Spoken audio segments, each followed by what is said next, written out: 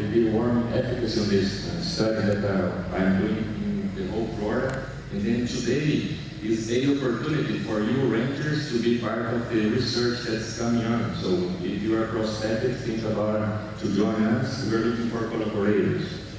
So I pose few simple questions here that might be silly, but they have some relevance. So do you use any deworming protocol in your cattle world? I just want you to think about it. Maybe later on we can discuss.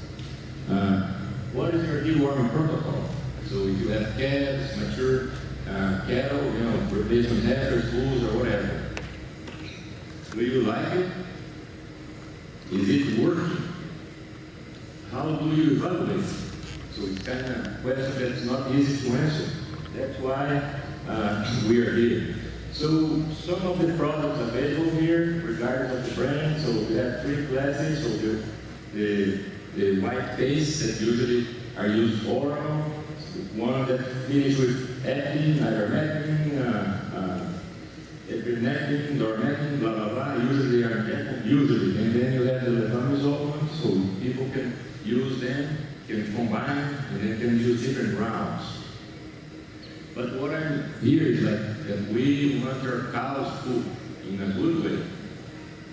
So we have a research project that again is throughout the whole Florida, and then our project has the goal to determine the prevalence, what parasites, gastrointestines are in the cow-calf operation herd, see what the fecal egg counts are, and then evaluate their efficacy of the protocol that you are using. So the methods is the how. So what we're going to do, we're going to sample, and we are doing already. We've been to Okeechobee already, we need to send more areas from the state, but we would like to collect samples from at least 50 cow-calf operations in the state of Florida. And then our sampling is 20 animals per category.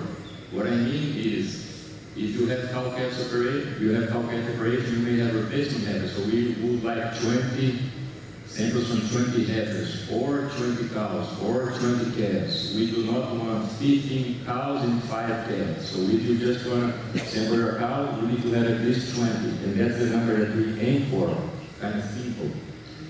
The size of the sample is a ball, so it's not a big one, but sometimes when the cows come to the chute, they don't have poop, but we try our best. And then we can collect from the rectum, so from the cow itself, or from the ground, after the cow is freshly defecated. So we can observe them, and it makes our collection a little bit easier, because we don't need to bring cattle to the chute, as some operators kind of get worried about. We collect twice at the day of the deworming treatment. Usually they are bringing the cattle to the pens and then bringing them to the chute and then doing whatever deworming treatment they do, then we collect. And the second collection that's very important is 14 days after the treatment, the deworming treatment. That's very important because we don't want to go early to do not mess the study, because we want to give enough time for the deworming to work, whatever product you are using. And then we don't want to go too late after 14 days, because then you have a chance of reinfection.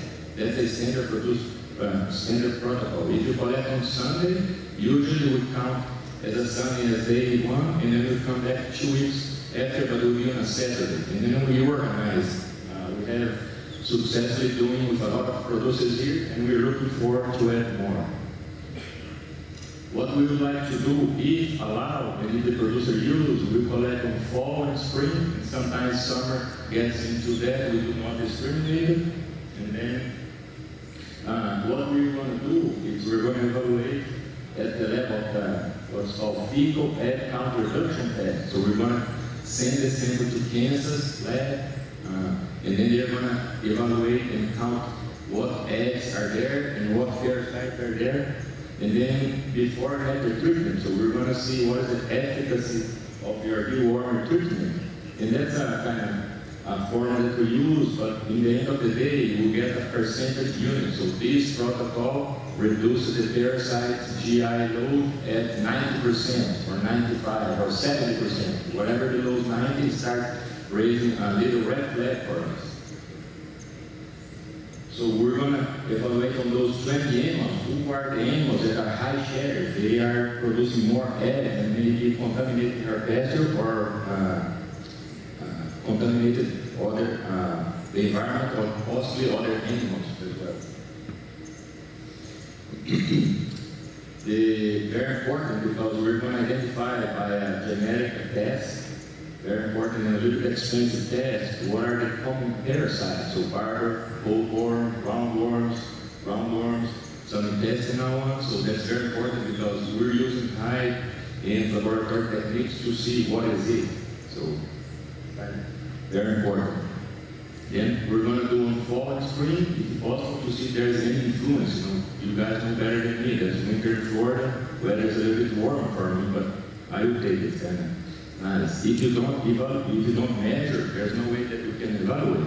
It's going to be like I think, you think, my dad think, and in the end of the day, maybe us as the industry don't have enough sound data to do measurement strategies. Very important as well, I apologize that's in the bottom here, but if you can read, this is Facilla hepatica or liver fluke. Have you ever heard about liver fluke? So with this sampling here, we are actively measuring on those 20 animals that we collect if there's liver fluke eggs in the feces or not. Because people here are longer than you say. In some areas, St. John River area, they have liver fluke, other areas they don't have it, but sometimes we don't know. And we got surprised with the results. What is the future for that? So we're going to learn what parasites we have in Florida nowadays with this kind of beef cattle industry management strategy that we have. We're going to learn what works best, and for different seasons, we aim in the long term to avoid resistance. That's very, very hard because there are not a lot of drugs being released in the market to be used. Identify some of the risk factors, maybe some management strategy, location, are more prone to have parasites in water.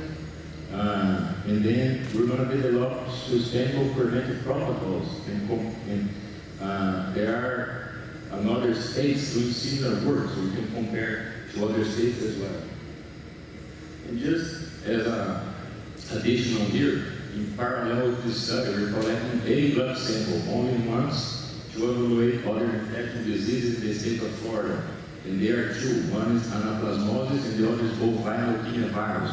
They are very important for the beef industry and the dairy industry as well. So we're taking advantage in a good way as we collect it. We have access to the rangers to collect the feces and then collect a blood sample if the producers allow us. And then, did you know that the University of Florida, they have what they call EDIS, Electronic Data Set Information System.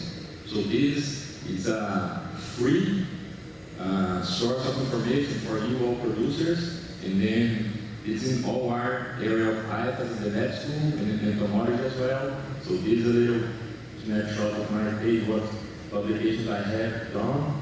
And then the website is here, but if you type or Google EDIS, IFAS, you most likely will get there. And what I want to highlight is that we have a simple publication, but it's very informative about bovine leukemia virus that can teach you a little bit more about it.